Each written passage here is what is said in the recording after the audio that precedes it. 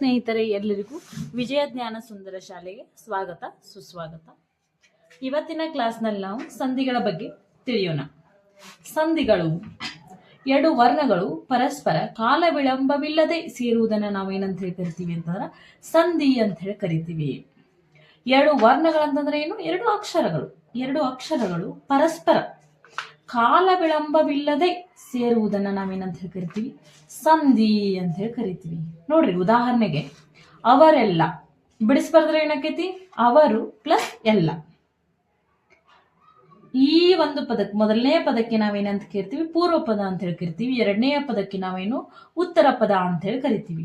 ಇಲ್ಲಿ ದಿಕ್ಕುಗಳ ಬಗ್ಗೆ ನಾವು ವಿಚಾರ ಮಾಡತ್ತಿಲ್ಲ. ಮತ್ ನೀವು ಕೇಳ್ಬೇಡ್ರಿ, ಇದು ಪೂರ್ವ ಪದ ಆದ್ರೆ ಇದು ದಕ್ಷಿಣ ಯಾಕಾಗ್ಲಿಲ್ರಿ, ಇದು ಉತ್ತರ ಯಾಕಾಯ್ತು ಅಂತಂದ್ರ, ಇಲ್ಲಿ ನೀವು ಸಮಾಜ ವಿಜ್ಞಾನದಲ್ಲಿ ಗಮನಿಸಿರ್ಬೋದು. ಈ ರಾಜನ ಉತ್ತರಾಧಿಕಾರಿ, ಆ ರಾಜನ ಉತ್ತರಾಧಿಕಾರಿ ಅಂತ ಹೇಳಿ ಬಂದಿರ್ತಾರೆ, ಆದ್ರೆ ಮುಂದಿನವರು. ಹಾಗಾಗಿ ಪೂರ್ವ ಪದದ ಮುಂದ್ ಇರುವಂತಹ ಪದಕ್ಕೆ ನಾವೇನಂತ ಹೇಳಿ ಕರಿತೀವಿ ಅಂತಂದ್ರೆ ಇಲ್ಲಿ ಉತ್ತರ ಪದ ಅಂತ ಹೇಳಿ ಕರಿತೀವಿ. ಇದೇ ಇಲ್ಲಿ ಯಾವುದೇ ದಿಕ್ಕುಗಳನ್ನು ನಾವು ಇಲ್ಲಿ ಓದಾಕತ್ತಿಲ್ಲ. ಹಾಗಾಗಿ ಇಲ್ಲಿ ಕನ್ನಡ ವ್ಯಾಕರಣದಲ್ಲಿ ಇದಕ್ಕ ಪೂರ್ವ ಪದ ಅಂತ ಹೇಳಿ ಕರೆದಾರು, ಇದಕ್ಕ ಉತ್ತರ ಪದ ಅಂತ ಹೇಳಿ ಇಲ್ಲಿ ಏನ್ ಮಾಡಿದಾರ ಅಂತಂದ್ರೆ ಕರೆದಾರು. ಇಲ್ಲಿ ಏನ್ ಮಾಡ್ಬೇಕಂತಂದ್ರೆ ನಾವು ಬಿಡಿಸಿ ಬರೆದಾಗ ಅವರೆಲ್ಲ, ಅವರು ಪ್ಲಸ್ ಎಲ್ಲ, ಅವರೆಲ್ಲ. ಪೂರ್ವ ಪದದ ಕೊನೆಯ ಅಕ್ಷರ ನೋಡ್ಬೇಕಿಲ್ಲಿ. ಇಲ್ಲಿ ಉತ್ತರ ಪದದ ಮೊದಲನೇ ಅಕ್ಷರವನ್ನ ನಾವು ಗಮನಿಸಬೇಕು. ಹಾಗಾದ್ರೆ ಈ ಪೂರ್ವ ಪದದ ಕೊನೆಯ ಅಕ್ಷರದಲ್ಲಿ ವ್ಯಂಜನ ಬಂದ್ರೆ ವ್ಯಂಜನವನ್ನ ತಗೊಳ್ಬೇಕು, ಸ್ವರ ಬಂದ್ರೆ ಸ್ವರವನ್ನ ತಗೋಬೇಕು. ಹಾಗಾದ್ರೆ ಇಲ್ಲಿ ಯಾವ್ದಿದೆ? ರು, ವ್ಯಂಜನ ಇದೆ, ವ್ಯಂಜನ ಬಂದಿದೆ. ಹಾಗಾಗಿ ಈ ವ್ಯಂಜನದಲ್ಲಿ ಸ್ವರಗಳು ಕೂಡಿದೆ ಅಲ್ಲ, ರ ಪ್ಲಸ್ ಉ ಕೂಡಿ ಏನಾಗಿದೆ ಅಂತಂದ್ರೆ ರು ಆಗಿದೆ. ಹಾಗಾಗಿ ಇಲ್ಲಿ ಸ್ವರ ಬರುವ ಸಾಧ್ಯತೆ ಇರೋದ್ರಿಂದ ನಾವಿಲ್ಲಿ ಏನ್ ತಗೋಬೇಕಂತಂದ್ರೆ ಉ ತಗೊಳ್ಬೇಕು. ವ್ಯಂಜನ ಅಂದ್ರೆ ನಾವು ಓದಿದೀವಿ, ಇಲ್ಲಿ ಸ್ವರಗಳ ಸಹಾಯದಿಂದ ಉಚ್ಚರಿಸಲಾಗುವ ಅಕ್ಷರಗಳಿಗೆ ನಾವೇನಂತ ಹೇಳಿ ಕರಿತೀವಿ ಅಂತಂದ್ರ ವ್ಯಂಜನಗಳು ಅಂತ ಹೇಳಿ ಕರಿತೀವಿ. ಹಾಗಾಗಿ ಕೊನೆ ಅಕ್ಷರದಲ್ಲಿ ರು ಇರೋದ್ರಿಂದ ಆ ರೂದಲ್ಲಿ ಉ ಎಂಬ ಸ್ವರ ಇರೋದನ್ನ ನಾವು ಕಾಣ್ತೀವಿ. ಸ್ವರ ಬರುವ ಸಾಧ್ಯತೆ ಇರೋದ್ರಿಂದ ಏನ್ ತಗೊಳ್ಬೇಕಂತಂದ್ರ ಉ ತಗೊಳ್ಬೇಕಿಲ್ಲಿ. ಪ್ಲಸ್ ಇಲ್ಲಿ ಉತ್ತರ ಪದದ ಮೊದಲನೇ ಅಕ್ಷರವನ್ನ ನೋಡ್ಬೇಕಂತ ನಾನು ಹೇಳಿದೆ. ಇಲ್ಲಿ ಸ್ವರ ಬಂದ್ರೆ ಸ್ವರನೇ ತಗೊಳ್ಬೇಕು, ವ್ಯಂಜನ ಬಂದ್ರೆ ವ್ಯಂಜನಾನೇ ತಗೊಳ್ಬೇಕು. ಏನಿದೆಯಲ್ಲ ಅದನ್ನೇ ತಗೊಂಡಿದ್ದೀನಿ. ಹಾಗಾಗಿ ಅವರು ಪ್ಲಸ್ ಎಲ್ಲ, ಅವರೆಲ್ಲ.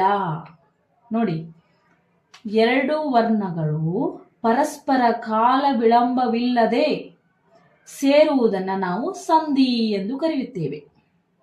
ಹಾಗಾಗಿ ನಾವು ತಿಳಿಬೇಕಂದ್ರೆ ಇನ್ನೊಂದು ಎಕ್ಸಾಂಪಲ್ ನೋಡೋಣ. ಕೆಳಗಿಡು, ಕೆಳಗೆ ಪ್ಲಸ್ ಇಡು, ಕೆಳಗಿಡು. ಇದು ಪೂರ್ವ ಪದ, ಇದು ಉತ್ತರ ಪದ. ಪೂರ್ವ ಪದದ ಕೊನೆಯ ಅಕ್ಷರ ಏನಿದೆ? ಗೆ ಇದೆ ಅಂತಂದ್ರೆ ಇಲ್ಲಿ ವ್ಯಂಜನಾಕ್ಷರ ಗೆಯದಲ್ಲಿ ಗ ಪ್ಲಸ್ ಎ ಕೂಡಿ ಗೆ ಆಗಿರುತ್ತದೆ. ಇಲ್ಲಿ ಸ್ವರ ಬರುವ ಸಾಧ್ಯತೆ ಇರೋದ್ರಿಂದ ನಾನು ಏನ್ ತಗೋತೀನಿ? ಎ ತಗೋತೀನಿ. ಎ ಪ್ಲಸ್ ಇಲ್ಲಿ ಏನಿದೆಯಲ್ಲ, ಉತ್ತರ ಪದದ ಮೊದಲನೇ ಅಕ್ಷರದಲ್ಲಿ ಸ್ವರ ಇದ್ರೆ ಸ್ವರನೇ ತಗೋಬೇಕು, ವ್ಯಂಜನ ಇದ್ರೆ ವ್ಯಂಜನನೇ ತಗೋಬೇಕು. ಈಗ ಕೆಳಗೆ ಪ್ಲಸ್ ಇಡು, ಕೆಳಗಿಡು. ಎರಡು ವರ್ಣಗಳು ಪರಸ್ಪರ ಕಾಲ ವಿಳಂಬವಿಲ್ಲದೆ ಸೇರುವುದನ್ನು ನಾವೇನಂತ ಹೇಳಿ ಕರಿತೀವಿ ಅಂತಂದ್ರೆ ಸಂಧಿ ಅಂತ ಹೇಳಿ ಕರಿತೀವಿ. ಇನ್ನೊಂದು ಒಟ್ಟುಗೂಡಿಸಿ, ಒಟ್ಟು ಪ್ಲಸ್ ಕೂಡಿಸಿ, ಒಟ್ಟು ಕೂಡಿಸಿ. ಪೂರ್ವ ಪದ ಇದು, ಇದು ಉತ್ತರ ಪದ. ಇದು ಒಟ್ಟು. ಟೂದಲ್ಲಿ ಟ ಪ್ಲಸ್ ಉ ಕೂಡಿ ಏನಾಗಿದೆ ಅಂತಂದ್ರ ಇಲ್ಲಿ ಟೂ ಆಗಿರ್ತಕ್ಕಂಥದ್ದು. ಅದರಿಂದ ನಾವೇನ್ ತಗೊಳ್ಬೇಕು? ಇಲ್ಲಿ ಉ ತಗೊಳ್ಬೇಕು. ಇಲ್ಲಿ ಏನಿರುತ್ತಲ್ಲ, ಉತ್ತರ ಪದದ ಮೊದಲನೇ ಅಕ್ಷರದಲ್ಲಿ ಏನಿರುತ್ತಲ್ಲ, ಸ್ವರ ಬಂದ್ರೆ ಸ್ವರ, ವ್ಯಂಜನ ಬಂದ್ರೆ ವ್ಯಂಜನ. ಇಲ್ಲಿ ವ್ಯಂಜನ ಬಂದಿದೆ ಕು, ಆದ್ರೆ ಇಲ್ಲಿ ವ್ಯಂಜನದಲ್ಲಿ ಸ್ವರ ಕೂಡಿರೋದ್ರಿಂದ ನಾವೇನ್ ತಗೋತೀವಿ? ಇಲ್ಲಿ ಸ್ವರ ತಗೋತೀವಿ. ಇಲ್ಲಿ ವ್ಯಂಜನ ಬಂದ್ರೆ ವ್ಯಂಜನ, ಇಲ್ಲಿ ಸ್ವರ ಬಂದ್ರೆ ಸ್ವರ. ಹೀಗೆ ಒಟ್ಟು ಪ್ಲಸ್ ಕೂಡಿಸಿ ಇವೆರಡು ಪರಸ್ಪರ ಕಾಲ ವಿಳಂಬವಿಲ್ಲದೆ ಸೇರಿ ಒಂದು ಪದ ಆಗ್ತದೆ. ಅದು ಅರ್ಥ ಕೆಡೋದಿಲ್ಲ. ಒಟ್ಟುಗೂಡಿಸಿ ಈ ಪದ ಸಂಧಿ ಅಂತ ಹೇಳಿ ನಾವೇನ್ ಮಾಡ್ತೀವಿ? ಇಲ್ಲಿ ಕರಿತೀವಿ. ಆದ್ರೆ ಇಲ್ಲಿ ಒಂದ್ ತಿಳ್ಕೊಬೇಕು, ಇಲ್ಲಿ ಪೂರ್ವ ಪದ ಅಂತೇಳಿ ಉತ್ತರ ಪದ ಅಂತ ಎರಡು ಭಾಗಗಳಾಗಿ ವಿಂಗಡಿಸಲಾಗಿತ್ತು. ಹಾಗೆ ಇಲ್ಲಿ ಪೂರ್ವ ಪದದ ಕೊನೆಯ ಅಕ್ಷರವನ್ನ ನೋಡ್ಬೇಕು, ಇಲ್ಲಿ ಉತ್ತರ ಪದದ ಮೊದಲನೇ ಅಕ್ಷರವನ್ನ ನೋಡ್ಬೇಕು. ಹೀಗೆ ಎಲ್ಲಾ ಸಂಧಿಗಳಿಗೆ ಇದೇ ಒಂದು ಪ್ರಕಾರ ಅಪ್ಲೈ ಆಗ್ತೈತಿ. ಹೀಗೆ ಈ ಸಂಧಿಗಳಲ್ಲಿ ಏನ್ ಮಾಡ್ತೀವಿ ಅಂತಂದ್ರೆ 2 ಪ್ರಕಾರಗಳಾಗಿ ವಿಂಗಡಣೆಯನ್ನ ನಾವು ಮಾಡಿದ್ದೀವಿ. 2 ವಿಧಗಳು ಯಾವಂತಂದ್ರೆ ಕನ್ನಡ ಸಂಧಿಗಳು ಮತ್ತು ಸಂಸ್ಕೃತ ಸಂಧಿಗಳು. ಹಾಗಾದ್ರೆ ಈ ಕನ್ನಡ ಸಂಧಿ ಮತ್ತು ಸಂಸ್ಕೃತ ಸಂಧಿಗಳಲ್ಲಿ ಮತ್ತೆ 2 ಪ್ರಕಾರಗಳನ್ನ ನಾವಿಲ್ಲಿ ಮಾಡ್ತೀವಿ. ಯಾವುವು ಅಂತಂದ್ರ ನೋಡಿ, ಸಾಮಾನ್ಯವಾಗಿ ಮತ್ತೆ 2 ಪ್ರಕಾರಗಳು.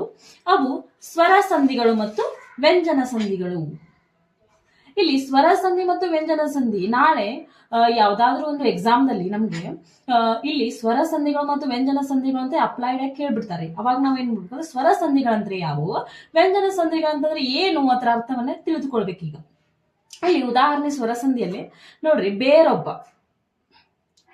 ಬೇರೊಬ್ಬವನ್ನ ಬಿಡಿಸಿ ಬರೆದ್ರೆ ಏನಕತಿ, ಬೇರೆ ಪ್ಲಸ್ ಒಬ್ಬ, ಬೇರೊಬ್ಬ. ಇಲ್ಲಿ ಇದು ಪೂರ್ವ ಪದ, ಇದು ಉತ್ತರ ಪದ. ಹಾಗಾದ್ರೆ ನಾವು ಪೂರ್ವ ಪದದ ಕೊನೆಯ ಅಕ್ಷರ ನೋಡ್ಬೇಕು, ಉತ್ತರ ಪದದ ಮೊದಲನೇ ಅಕ್ಷರವನ್ನ ನೋಡ್ಬೇಕು. ಇಲ್ಲಿ ನಾವು ಪೂರ್ವ ಪದದ ಕೊನೆಯ ಅಕ್ಷರ ಏನಿದೆ, ರೇ ಇದೆ. ರ ಪ್ಲಸ್ ಎ ಕೂಡಿ ಏನಾಗಿದೆ, ರೇ ಆಗಿದೆ. ಹಾಗಾದ್ರೆ ಇಲ್ಲಿ ಸ್ವರ ಬರುವಂತ ಸಾಧ್ಯತೆ ಇದೆ. ಹಾಗ ನಾವೇನ್ ತಗೊಳ್ಬೇಕು, ಎ ತಗೊಳ್ಬೇಕು. ಇಲ್ಲಿ ಏನಿದೆ ಅಲ್ಲ ಅದನ್ನೇ ತಗೋಬೇಕು. ವ್ಯಂಜನ ಇದ್ರೆ ವ್ಯಂಜನ ತಗೋಬೇಕು, ಸ್ವರ ಇದ್ರೆ ಸ್ವರ ತಗೊಳ್ಬೇಕು. ಇಲ್ಲಿ ಏನಿದೆ, ವ ಇದೆ, ಓ ಇದೆ ಅಲ್ಲ, ಹಾಗಾಗಿ ನಾ ಓನೇ ತಗೊಂಡಿದ್ದೀನಿ.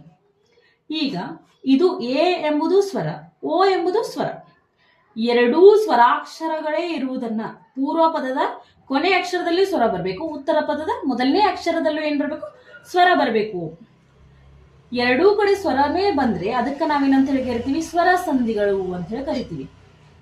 ಹಾಗಾಗಿ ನೆಕ್ಸ್ಟ್ ವ್ಯಂಜನ ಸಂಧಿಗಳಂತಂದ್ರೆ ಉದಾಹರಣೆ ಚಳಿಗಾಲ, ಚಳಿ ಪ್ಲಸ್ ಕಾಲ, ಚಳಿಗಾಲ.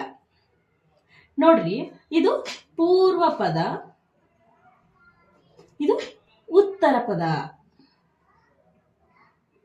ಹಾಗಾದ್ರೆ ಪೂರ್ವ ಪದ ಕೊನೆ ಅಕ್ಷರ ನೋಡ್ಬೇಕು, ಉತ್ತರ ಪದದ ಮೊದಲನೇ ಅಕ್ಷರ ನೋಡ್ಬೇಕಂತ ನಾನು ಹೇಳಿದ್ದೀನಿ.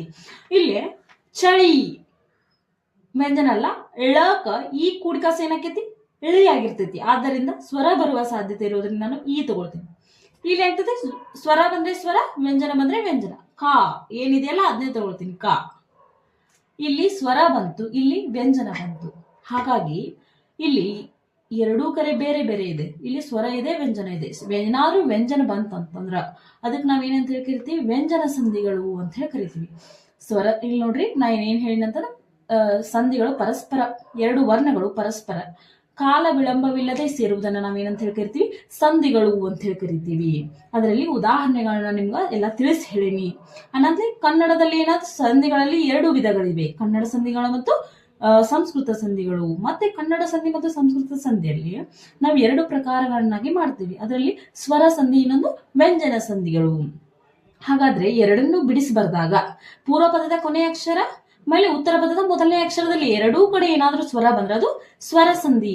ಏನಾದ್ರೂ ಬಿಡಿಸಿ ಬರೆದಾಗ ಇಲ್ಲಿ ಪೂರ್ವ ಪದದ ಕೊನೆಯ ಅಕ್ಷರದಲ್ಲಿ ಮತ್ತು ಉತ್ತರ ಪದದ ಮೊದಲನೇ ಅಕ್ಷರದಲ್ಲಿ ಏನಾದ್ರೂ ಒಂದು ಸ್ವರ ಮತ್ತು ವ್ಯಂಜನ ಬಂತಂದ್ರೆ ಇಲ್ಲಿ ಅದು ವ್ಯಂಜನ ಸಂಧಿ ಅಂತ ಹೇಳಿ ಕರಿತೀವಿ. 2 ವ್ಯಂಜನಗಳು ಬರ್ಬೋದು. ಹಾಗಾದ್ರೆ ಇಲ್ಲಿ ವ್ಯಂಜನದಲ್ಲಿ ಯಾವಾಗ್ಲೂ ಸ್ವರ ಕೂಡಿರೋದ್ರಿಂದ ನಾವೇನ್ ತಗೊಳ್ತೀವಿ ಅಂತಂದ್ರ ಸ್ವರನ್ನೇ ತಗೊಳ್ತೀವಿ. ಇಲ್ಲಿ ಏನ್ ಇರುತ್ತೆ ಅಲ್ಲ ಅದನ್ನೇ ತಗೊಳ್ತೀವಿ.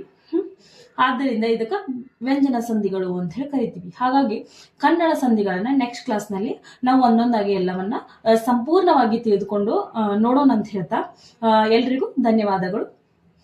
ನೆಕ್ಸ್ಟ್ ಕ್ಲಾಸ್ ನಲ್ಲಿ ಸಿಗೋಣ. ಈ ಕ್ಲಾಸ್ ಏನಾದ್ರೂ ನಿಮ್ಗೆ ಇಷ್ಟ ಆಗಿದ್ರೆ ಸಬ್ಸ್ಕ್ರೈಬ್ ಮಾಡಿ ಮತ್ತು ಲೈಕ್ ಮಾಡಿ. ಧನ್ಯವಾದಗಳು.